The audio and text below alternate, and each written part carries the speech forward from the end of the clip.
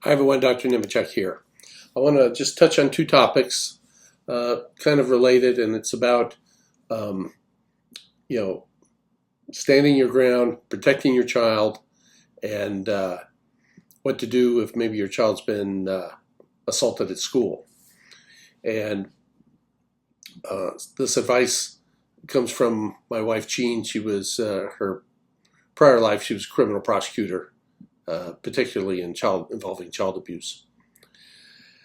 One is something I'm seeing more and more is the schools, and I can only guess at the reasons, and I don't like what I kind of come up with, but they seem to be more and more trying to warehouse children with disabilities in either a special class or some completely special school. And often what I hear from parents is that the schools are woefully understaffed, not really, there's no specialized care. The disabilities are kind of all treated the same.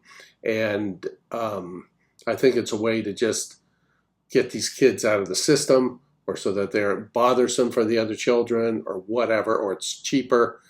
But family was getting bullied down in Texas. They were saying, you have to go to this special school now. We're getting you out. There's going to be no involvement with neurotypical children anymore, any of that.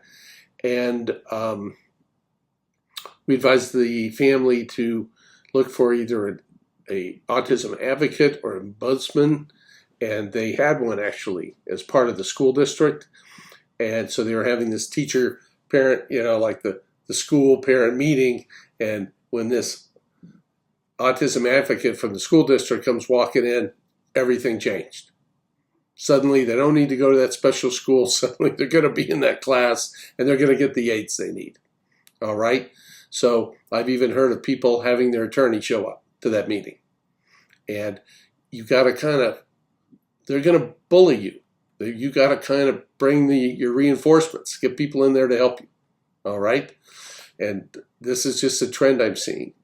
Now, another thing that happened was a child recently came home from school. She is minimally verbal, but grandmother picked her up, and grandmother said on the way home the girl was crying. And when they got home and dad came home, 4 fingers of her hand were purple and swollen, and you could see bruising on her upper arms, and you could see fingerprints. Okay? Obviously, this child has been roughly abused, and the father was saying, well, we're going to go down there. I've got to call into my attorney. We're going to go down there tomorrow and talk to them.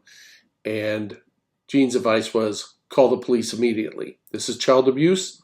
They can activate Child Protective Services against the school, because one of the risks could be is if you go down there and complain without getting it documented first, okay, they can say, oh, we didn't do this. You did this last night.